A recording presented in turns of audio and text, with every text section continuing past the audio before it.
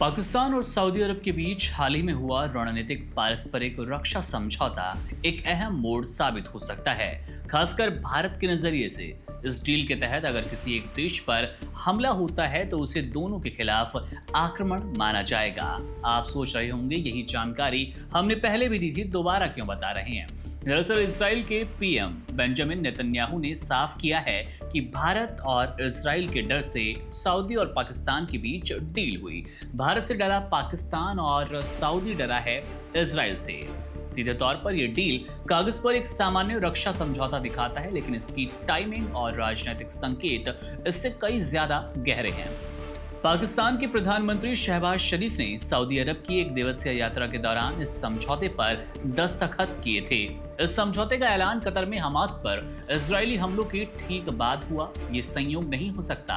इस पूरे घटनाक्रम में पाकिस्तान की बेचैनी झलकती है और ये बेचैनी भारत को लेकर है। असल में भारत और इजराइल के बीच बढ़ती नजदीकियों ने पाकिस्तान को असहज किया। भारत न सिर्फ इजराइल से हथियार खरीद रहा है, बल्कि दोनों देशों के खुफिया सहयोग और सुरक्षा संबंधों में भी इजाफा हुआ।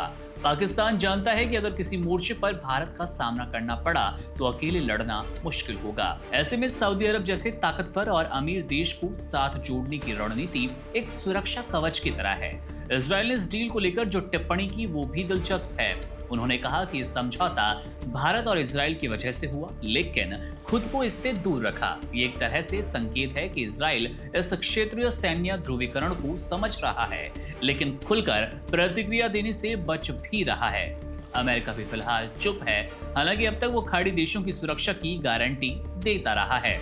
इससे साफ है कि ये बड़ी ताकतें फिलहाल वेट एंड वॉच की स्थिति में बने हुए हैं और कोई टिप्पणी करना जरूरी नहीं समझते। अब उसमें रणनीतिक हित हो सकता है और भी दूसरे कई फायदे शामिल हो सकते हैं, लेकिन भारत के लिए ये समझौता चिंता की वजह हो सकता है।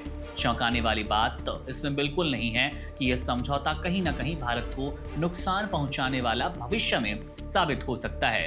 भारत को पहले से इस बातचीत की जानकारी थी। विदेश मंत्रालय के प्रवक्ता रणधीर जायसवाल ने साफ भी किया कि सरकार इस समझौते का असर का विश्लेषण कर रही है और अपने राष्ट्रीय हितों की रक्षा के लिए पूरी तरह से तैयार है। मतलब भारत जानता है कि पाकिस्तान की मंशा क्या है।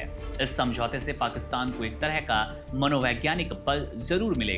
वो इसे भारत के खिलाफ एक नए कार्ड की तरह इस्तेमाल करेगा, लेकिन ये बात भी उतनी ही सच है कि सऊदी अरब अपने राष्ट्रीय हितों को लेकर बहुत सचेत रहता है। जब बात भारत से रिश्तों की आती है तो सऊदी अरब संतुलन साधता हमेशा से नजर आया और शायद आगे भी यही करेगा, यानी कि पाकिस्तान के नापाक मंसूबों में आंख बंद करके साथ देना सऊदी को भी गवार नहीं गुजरेगा और कहीं ना कहीं सऊदी सहज नहीं होगा इस तरह के मंसूबों के लिए। आखिर में पाकिस्तान की इस चाल में डर झलकता है, भारत की ताकत से, उसके वैश्विक कूटनीतिक रसूख से और रक्षा तैयारियों से। इस समझौते की आड़ में वो एक मजबूत साझेदार की तलाश कर रहा है, क्योंकि उसे मालूम है कि अकेले भारत से टकराना उसके लिए मुमकिन नहीं है। बहरहाल देखना दिलचस्प होगा कि इस डील पर आगे क्या प्रतिक्रियाएं आएंगी, इसका असर भारत पर कितना पड़ता है, सऊदी क्या कदम उठाता है और पाकिस्तान क्या सिर्फ ढोल बजाता रहेगा या सचमुच ये डील उसके लिए फायदेमंद रहेगी। मेरा नाम है मुकुंद, आप बने रहिए वन इंडिया के साथ। शुक्रिया। Subscribe to One India and never miss an update. Download the One India app now.